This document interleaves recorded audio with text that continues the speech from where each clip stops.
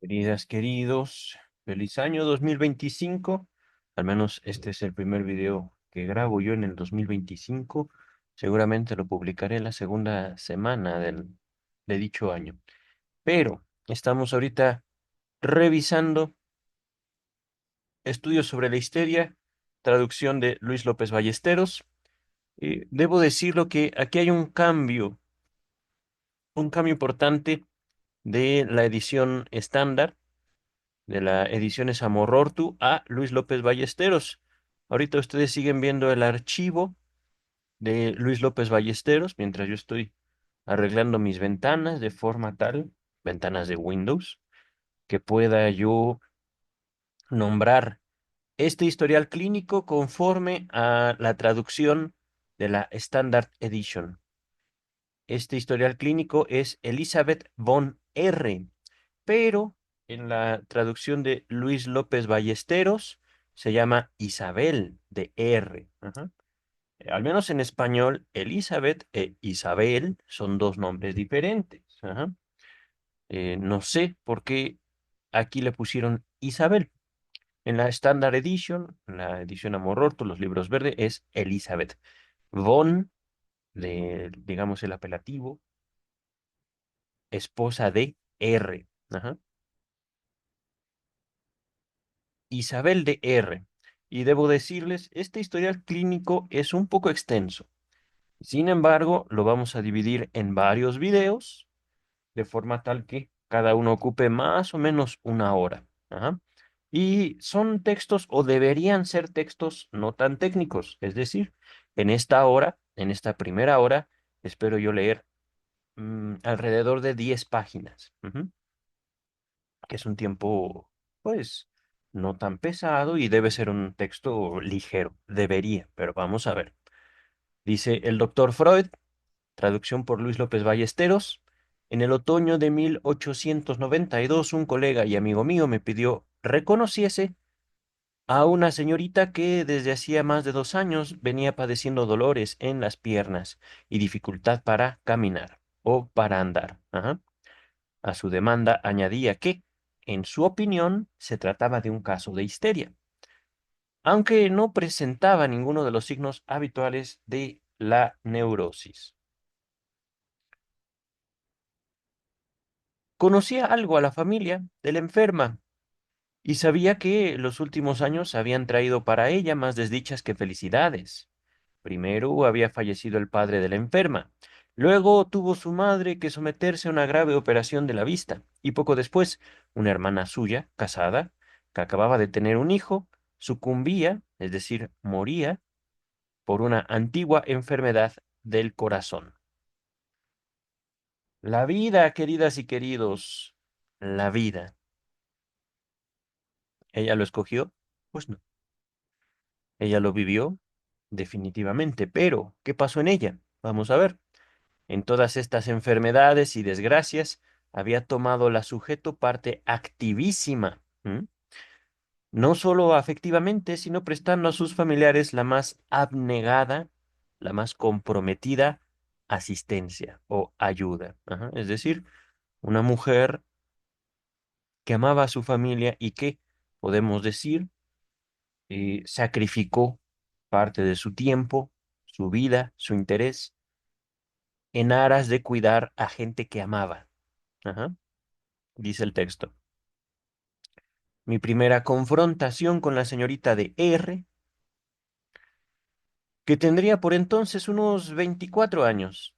Me llama la atención, señorita de R, podría yo pensar, era esposa de R, aunque puede ser que me equivoque aquí y con señorita de R sea el nombre del padre. Ajá. Señorita, digamos, de la casa R. Ajá. Por supuesto, y también R es una forma de proteger su privacidad, su identidad. Ajá. No me hizo penetrar mucho más allá en la comprensión de su caso.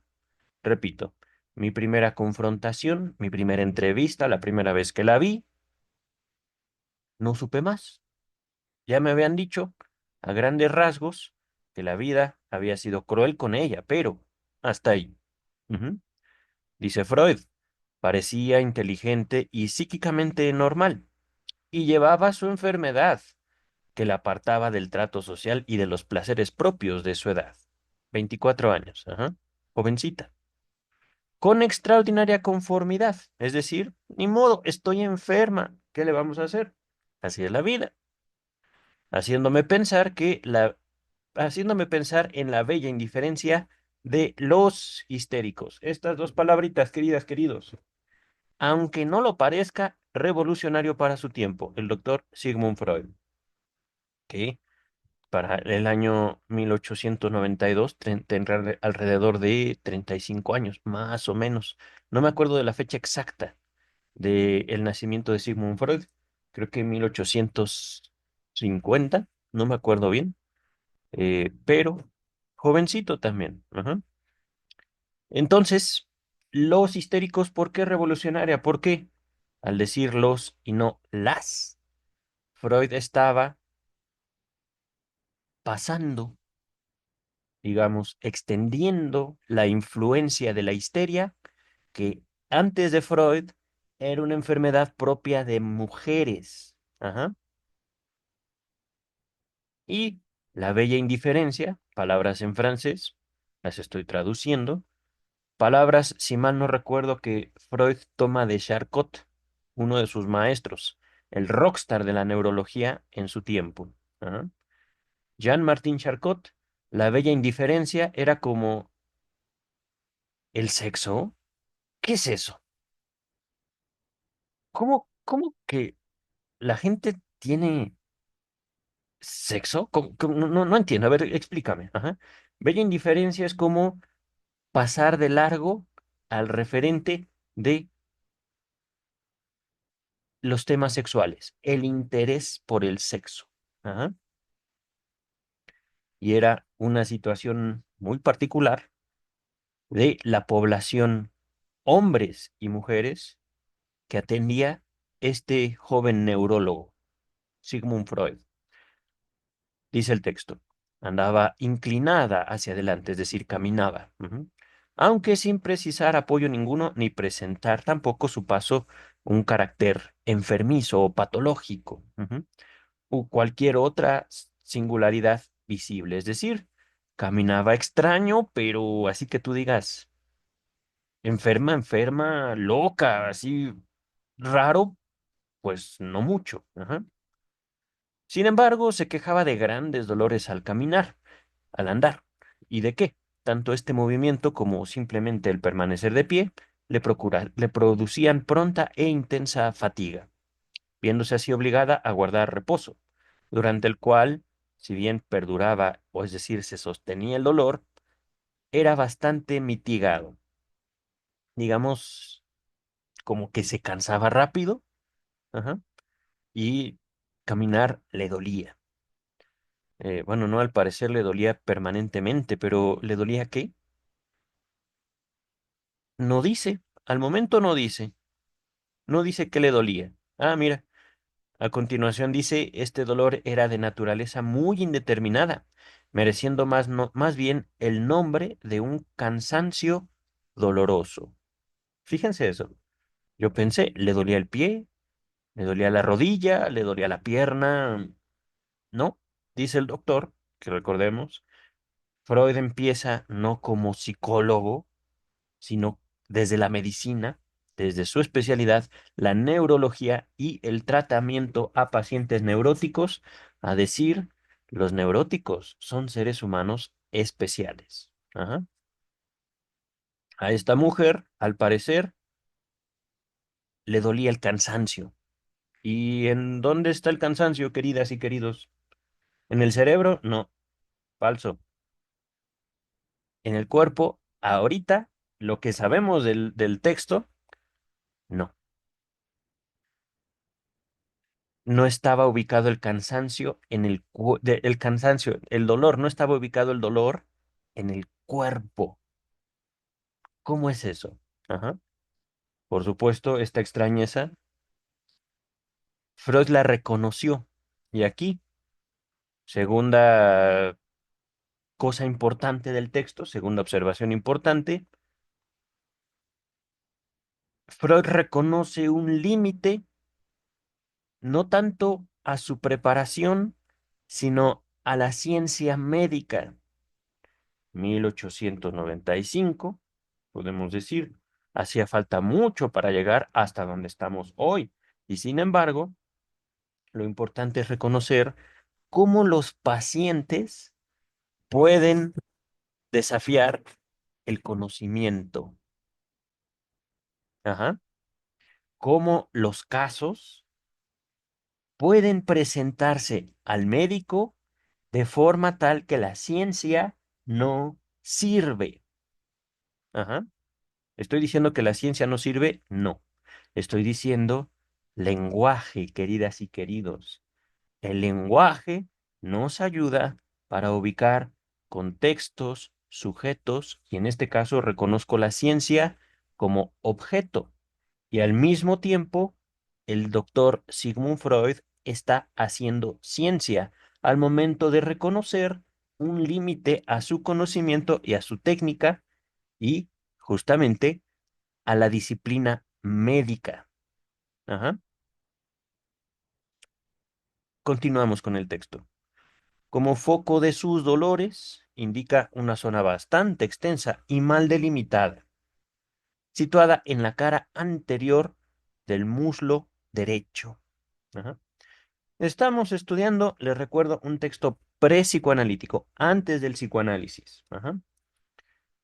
¿Por qué les digo esto? Eh, Uno de las citas, digo, citadas de memoria, no a la letra, ajá, de estudios sobre la histeria en la traducción Amor-Rortu por Luis Echeverry, dice que pareciera como si los histéricos desconocieran la anatomía. Ajá. Pareciera que los pacientes histéricos no saben cómo funciona el cuerpo, porque como ellos plantean sus dolores, sus afecciones, sus dolencias, sus enfermedades, sus parálisis, no tiene sentido anatómico. Ajá. Helo aquí. El dolor se concentraba o se esparcía en una zona anatómicamente incorrecta, anatómicamente más grande de lo que podríamos suponer teniendo conocimientos en medicina y anatomía. Ajá. Y no se limita, por ejemplo, a un músculo particular, sino, podríamos decir, abarca grupos musculares. Ajá. Justamente en la cara anterior del muslo derecho, la pierna derecha entonces. Ajá. De esta zona era donde partía con más frecuencia el dolor y donde se hacía más intenso, advirtiéndose en ella una mayor sensibilidad en la piel y de los músculos a la presión y al pellizco, mientras que los pinchazos con una aguja eran percibidos más bien con indiferencia, es decir, le dolía cuando la tocaba y la pellizcaba. Ajá. Presión, pellizco. Pero cuando la tocaba con algo que era muy delgado y que yo creo la mayoría de la gente hubiera reaccionado, ella como que no lo sentía, dice el texto. Esta hiperalgesia, ahorita vemos qué es eso, de la piel y de los músculos no se limitaba a la zona indicada, sino que se extendía a toda la superficie de las piernas. Ups. Los músculos parecían quizá más dolorosos que la piel, pero tanto los primeros como la segunda alcanzaban en los muslos su mayor grado de hiperalgesia. Ahora, ¿qué es eso? Vamos a ver, acá tengo mi celular.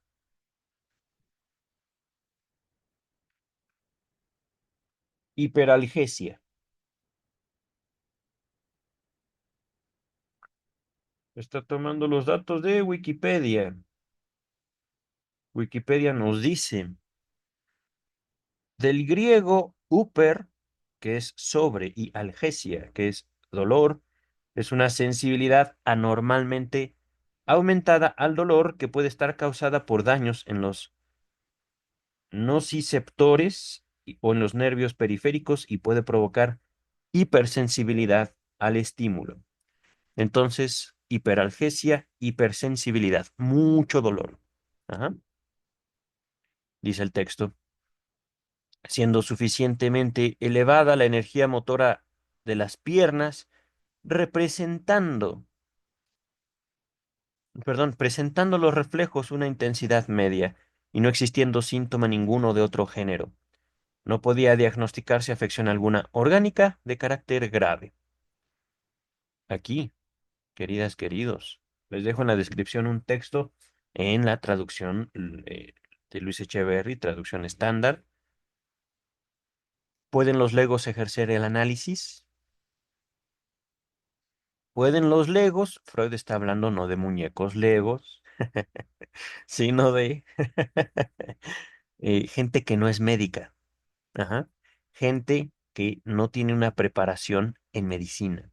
Al menos en México es una de las posturas políticas en México. Creo que es la Asociación Mexicana de Psicoanálisis que solo admite gente profesional en la medicina como aspirantes a adquirir una formación psicoanalítica. Por supuesto, es solo una postura política. Yo no soy médico. Ajá. Yo en México estudié y terminé mi carrera en psicología, Universidad Nacional Autónoma de México, pero luego hablamos de mi trayecto. Ujú.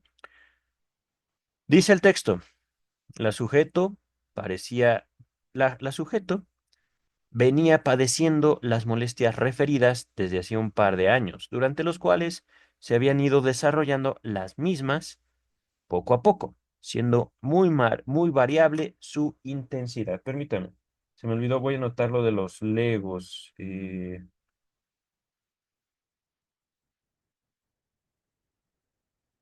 Pueden los legos, ahí está. No es fácil establecer en este caso un diagnóstico determinado. Pero no obstante, decidí adherirme al de mi colega por dos razones diferentes.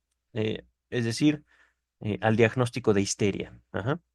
En primer término, me parecía singular la impresión general de los datos que la sujeto, muy inteligente, sin embargo, me suministraba sobre el carácter de sus dolores. Es decir, yo, como médico, estoy como que traduciendo esta parte. eh, Reconozco que, si bien lo que la paciente me dice de su afección es bastante limitado,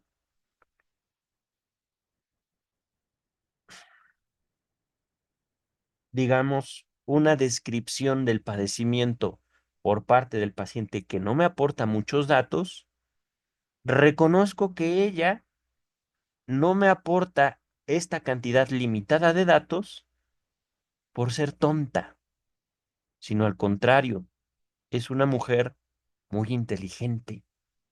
Ujú. Ahora, queridas, queridos, antes de avanzar, les hago una pregunta. ¿Cuánta inteligencia hace falta para convivir entre nuestros semejantes? Se los digo como un profesional de la psicología, ciertamente me, me apropio del mote de psicoanalista por cuestiones también políticas en México. En México, el psicoanálisis no está reconocido como una profesión. Se le reconoce, al menos en mi experiencia, como una especialidad de la psicología. Ajá.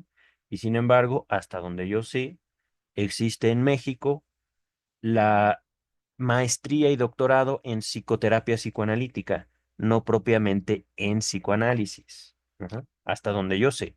Puede ser que ahí me equivoque y esto para 1 de enero del 2025. Ajá. Voy a seguir investigando. Ujú. Pero definitivamente he de reconocer no solo mi disciplina, que tienen ustedes este canal como evidencia, sino también trayectoria en un psicoanálisis, digámoslo así, libre, de las academias, de las universidades en México, que es ahí donde se encuentra uno con situaciones bellas y también particulares, queridas y queridos. Ahora, esto lo digo por lo siguiente. Estudio psicología. Posteriormente, después de acabar mi formación profesional en psicología, busco psicoanálisis, teniendo ya experiencia entre eh, psicoterapia psicoanalítica y algo que yo sabía está ahí, pero es muy difícil de encontrar. Y entonces me encuentro que eh, el psicoanálisis tiene una, ¿cómo decirlo? Ahorita estoy subrayando estas dos palabras, muy inteligente, una concepción muy particular de la vida y del ser humano. Por supuesto, Freud no dijo esto de muy inteligente aplicando pruebas psicológicas que miden la inteligencia como una cualidad o un valor personal, subjetivo. Ajá. Simplemente, yo platico con alguien y digo, esta persona, hombre, mujer, adulto o niño, es muy inteligente. Ujú. No es una inteligencia entonces, podemos decirlo entre comillas, científica, sino práctica. Ujú. Entonces, queridas y queridos, también antes de avanzar, es verdad, sobre mi pregunta, ¿cuánta inteligencia se requiere para convivir con nuestros semejantes? ¿Cuánta gente dentro de las poblaciones ya desahuciadas por la salud mental no es gente sumamente inteligente? ¿Mm? Hablo adictos, hablo psicóticos, hablo de, ¿cómo se llaman? Indigentes, etcétera, etcétera, etcétera. Y sin embargo, me sostengo en una de mis opiniones dichas anteriormente, la inteligencia tampoco es un sinónimo de integración social. Y por supuesto, la inteligencia no es buena por sí sola. Ujú. Ciertamente es un valor deseado entre mucha gente, pero la gente, por lo general, no sabe lo que desea. Vamos a continuar, queridas y queridos, porque si no, aquí me quedo. Un comentario, simplemente dejémoslo así. Este doctor, sin hacer pruebas psicológicas para medir inteligencia, que muy seguramente en 1895 no existían, simplemente en su contacto con una mujer, dice, me asombra y reconozco en ella un valor. ¿Cómo? No nos dice. Ajá. Simplemente, él es un juicio de Freud. Ella es inteligente. Ajá. Continuamos. Un enfermo que padece dolores orgánicos los describiría, si no es, además, nervioso con toda precisión y claridad, detallando si son o no son lancitantes, lancinantes, perdón, y con qué intervalos se presentan, a qué zona del cuerpo afectan y cuáles son, a su juicio, las influencias que los provocan. ¿Entienden esta lógica, queridas, queridos? Si a mí me duele algo, yo sé qué me duele y cómo me duele. Ajá. Cosa que esta mujer, nada tonta, no puede hacer. ¿Mm? ¿Cómo explican eso? Esa lógica, queridas y queridos. Dice el texto.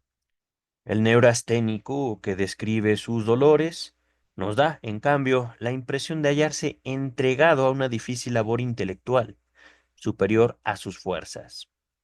Antes de continuar, nota 76. Neurasténico, hipocondríaco o enfermo de neurosis de angustia. Aquí hablamos de la conformación de una disciplina viva para nuestros días, No solo me refiero al psicoanálisis, que ciertamente está vivo, pero vive fuera de las universidades. Me refiero ahí sí a una disciplina que necesita pulirse mucho, mi opinión como profesional en la psicología, la psicopatología. Ujú. La psicopatología tiene, bueno, primero, ¿qué es psicopatología? Estudio de las enfermedades mentales. Ajá. Ahorita Freud ha hablado histeria, neurastenia. Ajá. Y ahorita el texto nos lleva a hipocondría y o enfermedad de neurosis de angustia. Podemos decir una preocupación exagerada por la salud física.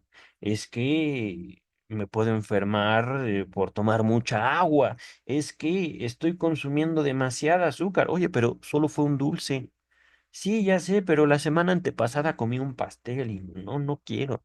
Puede darme diabetes, puede esto, puede aquello, puede. Ajá. Neurosis de angustia. Ujú. Es decir, como que es medio exagerado, ¿verdad? Un poquito. Podemos decir de ciertas personas. Ujú. Y esto, queridas, queridos, rebasa por mucho la competencia médica. Es decir, ahorita estamos leyendo el texto de un doctor de 1895. Doctor que fundaría poco a poco, ahorita estamos viendo los pasos primeros, una disciplina científica denominada psicoanálisis. Ajá.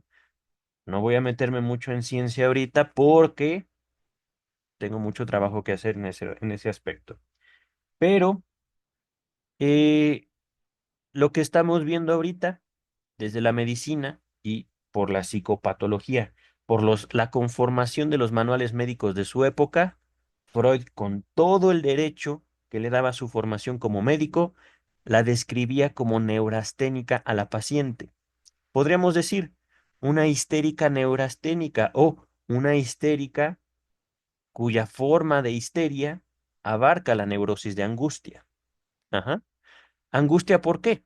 Porque a pesar de tener un dolor que a ella le preocupa, ella misma no puede definir ese dolor. ¿Dónde le duele? ¿Por qué le duele? ¿Se pegó? ¿Se cayó? ¿Le pegaron? ¿Comió algo? No sabe. Ajá. Simplemente no puede describir un fenómeno de su propio cuerpo. Explíquenme esa lógica, queridas y queridos. Y por supuesto, sin decir la paciente es estúpida. Ujú. ¿Por qué? Al menos lo que dice el doctor aquí, tendríamos que confiar en su testimonio. Ella era muy inteligente. Ujú. Y por supuesto, queridas, queridos, aquí me acerco a lo que les decía. La visión del psicoanálisis de la humanidad. ¿Es realmente posible definir la inteligencia de modo indiscutible? ¿O nos apegamos al hablar de inteligencia a un valor humano imposible de definir? Ujú. Por eso les digo, esto es una observación, es un juicio de una persona, ajá, que convive con otra. Me voy a detener aquí, queridas, queridos. Y es que era muy fácil decir, mujer histérica, mándenla al hospital y olvidémonos de ella. ¿Por qué? Pues porque es histérica. A decir, como Pierre Janet, ¿y por qué es histérica? Ah, pues porque su herencia. Sí, claro, la familia. Hay familias así, ¿qué le vamos a hacer? Mándenla al bote de basura de la sociedad, hospitales psiquiátricos. ¡Pum! Y otra cosa, la razón por la cual Freud no solo es digno de estudiarse para el año 2025, sino que aporta formas de ligarnos social, cultural, subjetivamente con aquellas condiciones que la psiquiatría, la psicología, justamente al nombrar como enfermedades mentales, ayuda o promueve el aislamiento de estas personas. Ujú. No estoy diciendo que, como tal, todos seamos sumamente inteligentes, sino que es necesario destacar hasta qué punto las categorías que hemos construido científicamente nos sirven primero para aislar a ciertos sujetos y segundo para contribuir al desarrollo social. ¿Hasta qué punto, queridas y queridos, la inteligencia y la salud mental nos sirven como individuos y como sociedades? Ahorita vamos a continuar con el texto. Su rostro se contrae como bajo el dominio de un afecto penoso. Su voz se hace aguda, chillona, ajá. Busca trabajosamente las expresiones y rechaza todos los calificativos que el médico le propone para sus dolores, aunque luego se demuestren rigurosamente exactos. Es decir, yo le pido a ella, descríbeme tu dolor,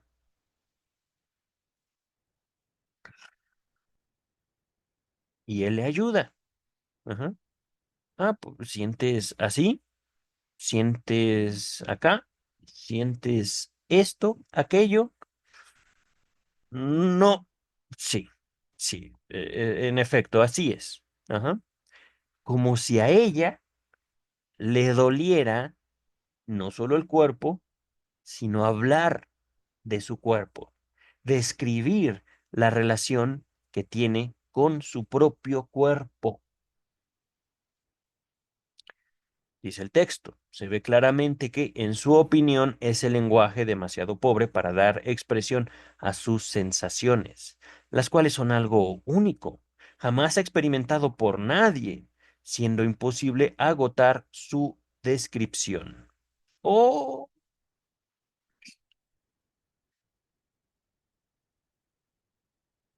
esto, queridas, queridos, nuevamente, bueno, no es tanto nuevamente, no es tanto un juicio de él, era juicio de ella. Y la genialidad, en su simpleza, es que él lo captó, él lo describió como lo vio. No se limitó a decir es muy tonta y porque así es y ya, no se puede hacer nada. Simplemente es como si ella tratara de describir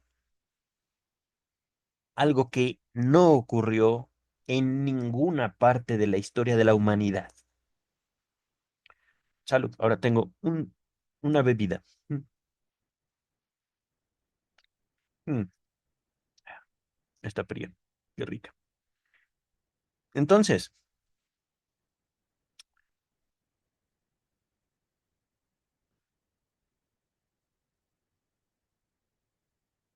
¿cuál es nuestra relación con el lenguaje, queridas y queridos? ¿Hasta qué punto esto que vive la paciente puede aplicarse a nosotros? Ajá. ¿Cómo amamos? ¿Cómo dormimos? Es que, miren, mientras más uno se aproxima al psicoanálisis, eh, uno adquiere una libertad muy particular.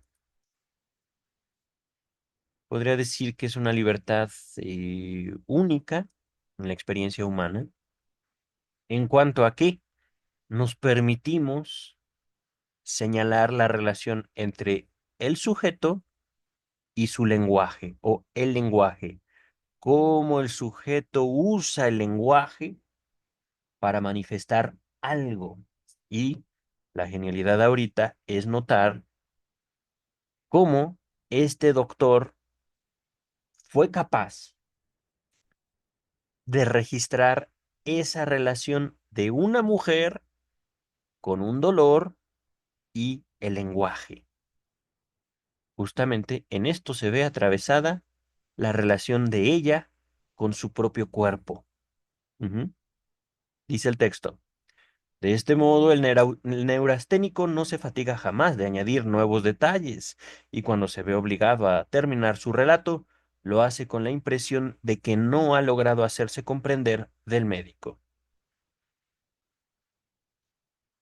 Bello, bella, bella es la histeria, queridas y queridos. No solo las y los histéricos, no solo somos bellos, sino que la histeria misma nos permite notar que también el lenguaje es estúpido, que también el lenguaje nos sirve a medias, nos sirve a medias. Ajá.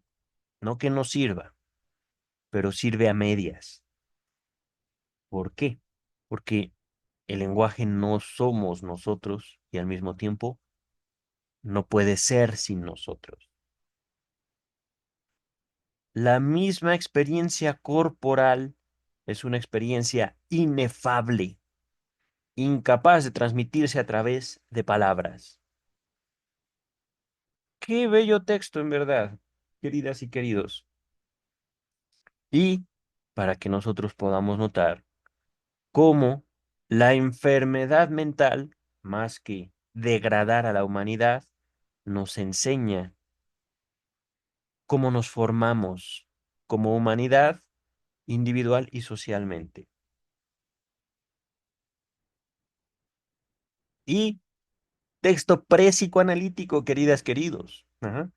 Hago este comentario extendido justamente por el trayecto que he vivido aquí en YouTube con el contacto con la obra freudiana y no puedo decir que de todo esto influyó grandemente mi formación profesional en psicología, pero sobre todo mi formación, mi seminario como psicoanalista en formación en el Centro de Investigación y Estudios Lacanianos en la Ciudad de México. Besos, doctora Silvia Heiser. Oh, sí es cierto. Bueno, ahí me quedo. Me acordé de algo. Todo esto proviene de que sus dolores han acaparado por completo su atención. Isabel de R. observaba, en lo que a esto se refiere, la conducta opuesta y, dado que, sin embargo, concedía a sus dolores importancia bastante, habíamos de deducir que su atención se hallaba retenida por algo distinto, de lo cual no eran los dolores, sino un fenómeno concomitante, secundario. Esto es probablemente por pensamientos y sensaciones con dichos dolores enlazados.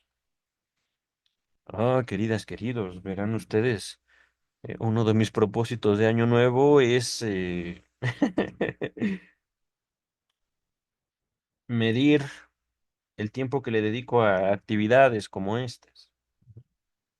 El día de hoy ciertamente nos topamos con un texto no tan técnico, pero que encierra sus detalles y detalles importantes, detalles históricos, porque no solo estamos repasando un historial clínico, podemos decir, estamos repasando un, un enlace dentro de la cadena de sucesos que llevarían a este médico a mis espaldas a la inmortalidad. Ajá. Y eso no es cualquier cosa, queridas y queridos. Entonces, no sé cuánto tiempo llevo exactamente. Al menos voy a leer otros 15 minutos.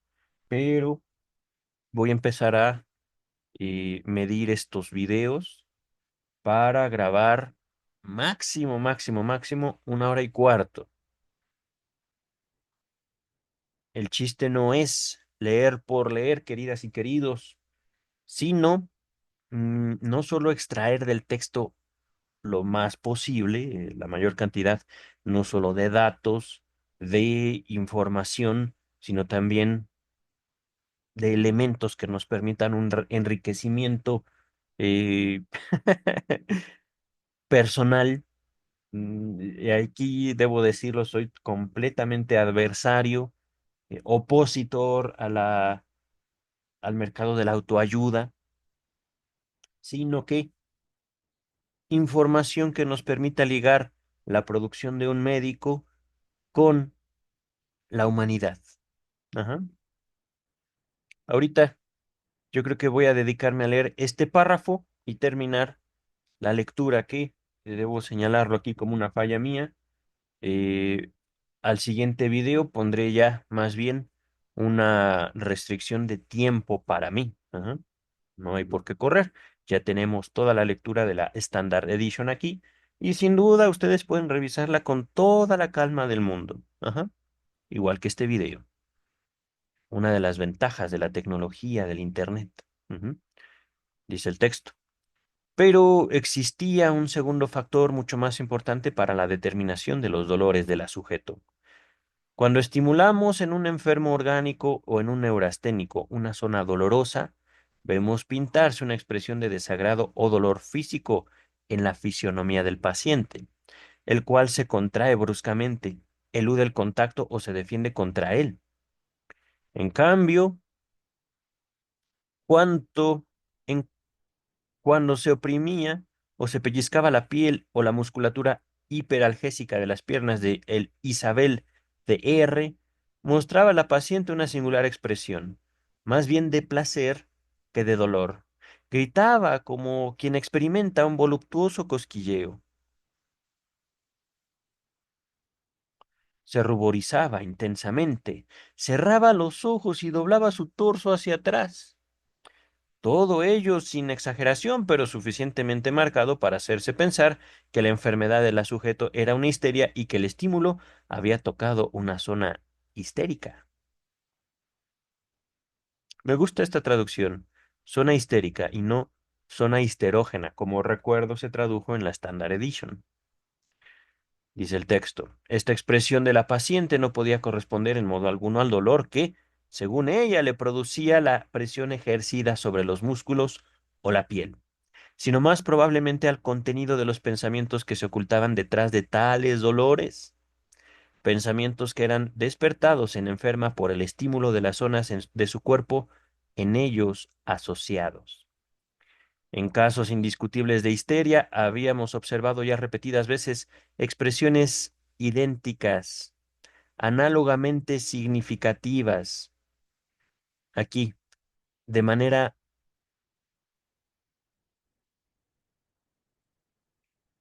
con un valor comparado. Ajá. Es decir, ella reaccionaba más bien como hacia un estímulo placentero, más bien. Ajá. Y sin duda, no es ocioso destacar cómo ahí hay una interpretación de este caballero. Ajá. Pero, queridas, queridos, una observación antes de continuar y decir, ah, doctor Puerco, es usted un pervertido que más bien estaba gozando de causarle dolor a esa paciente. Queridas, queridos, en un sentido orgánico, orgánico, no orgásmico, orgánico. ¿Cuál es la diferencia entre placer y dolor? Las dos forman una reacción subjetiva, personal, individual a un estímulo. Ajá. Esta palabrita que es donde la psicología cognitivo-conductual se detiene y asume que todo es estímulo falso, falso. ¿Dónde está el sujeto? Lo diré con otras palabras. El sexo duele y no porque lo hagamos mal, porque el sexo es fricción. Pero si yo les dijera a ustedes, tener una vida sana implica dejar de tener sexo, ¿dejarían de tener sexo? Yo creo que no, porque en ese dolor hay también, primero, placer y segundo, satisfacción. Es decir, y regresando a el hilo que separa contundentemente el psicoanálisis de la psicología cognitivo-conductual, el estímulo no es lo que determina ni al sujeto ni a la conducta. El estímulo es una ilusión de los experimentadores.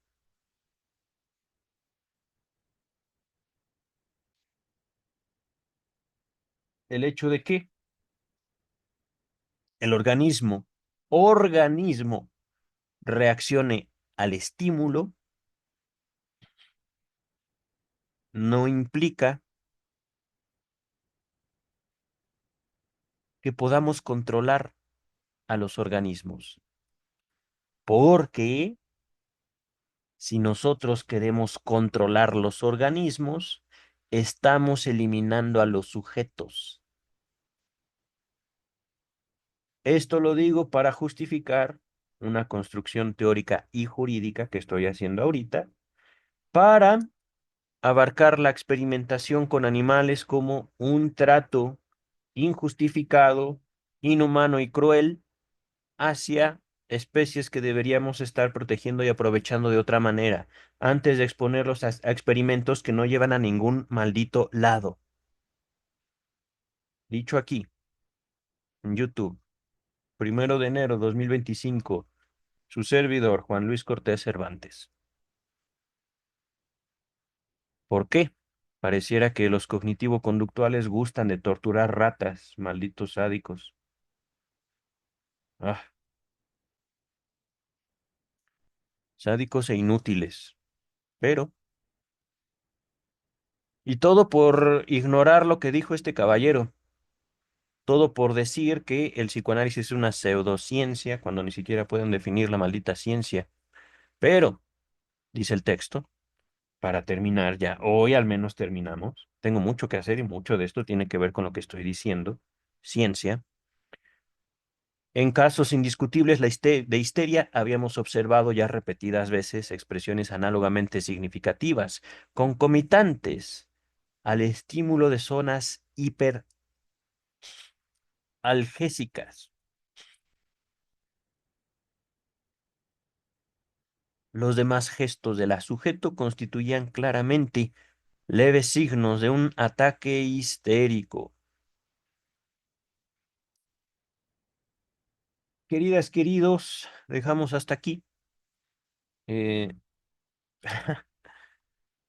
como resumen y para eh, capitalizar este video, para avanzar en la descripción del siguiente, la liga que vamos a hacer con el siguiente, Freud empieza a describir el contacto, la impresión que le dejó una paciente, una paciente que en su contexto histórico iba a ser condenada al aislamiento a través del diagnóstico de histeria, pero que el doctor Freud empieza a reconocer en ella una situación particular en la forma en la cual ella se relaciona con su cuerpo a través del lenguaje. Ajá. Y cómo lo que ella podría describir como dolor tiene también de alguna forma una relación con el placer. Pero dolor y placer son caminos de apropiación del cuerpo y de la vivencia de la vida propia. Por eso no podemos apartarnos de los sujetos. Por eso la experimentación con animales no sirve en cuestión psicológica, porque no solo somos organismos. Pero hasta aquí. Nos vemos en la segunda parte de este video para el próximo lunes, ¿no? Que estamos viendo. Ah, lunes de Luis López Ballesteros. El próximo miércoles seguimos con el estudio de la obra de la doctora Melanie Klein, miércoles de Melanie Klein, y el viernes, vida y obra de Sigmund Freud, que comenzamos el 2013, no, la segunda semana del 2013 con el capítulo 2025, capítulo 13 de vida y obra de Sigmund Freud. Y por supuesto, esto por nombrar solo la actividad que desarrollo en YouTube. Hago muchas otras cosas más además de mi trabajo institucional con víctimas de delito en la Ciudad de México, mis estudios en Derecho, todavía no concluidos, sigo estudiando, sigo trabajando, pero justamente tengo que dedicarme ahorita a hacer tarea. Pues, queridas, queridos, todo esto lo ofrezco como un contexto de lo que podemos hacer a través de Internet en cualquier parte del mundo. Eh, Ahorita el mecanismo es la suscripción y el membership, los miembros de este canal. Ajá. Se puede establecer un contacto con su servidor, ya sea a través de estos medios, mail, WhatsApp, eh, Telegram, ajá. Mis redes sociales también en el banner de este canal, ¿vale? Por el momento es todo, queridas, queridos. Nos vemos en los próximos trabajos. Bye.